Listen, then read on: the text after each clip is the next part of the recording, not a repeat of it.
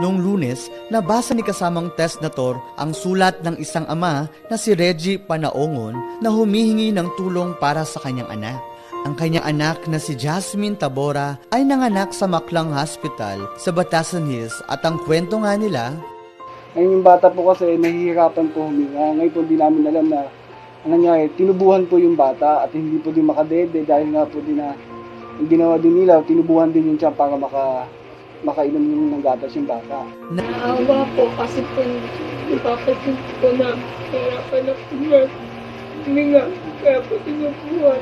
Andun pa rin po sa ospital ngayon. Kaya hindi pa rin po namin alam kasi talagang wala po kaming hawak ng pera. kinakailangan magdaan ang bata sa ultrasounds at laboratory para malaman kung anong sakit ang meron ang baby ni Jasmine. Kaya naman, inabot na ang 3,000 tulong pinansyal ni Tatay Rani Ludovica. Tatay Rani Ludovica, salamat po sa tulong na binigyan niyo. Malaking tulong na po sa amin to at sa apo ko. At sana po maging maayos na rin po yung apo ko. Salamat po, Tatay Rani. Maraming salamat po sa nagbigay ng tulong. Malaking bagay po yun.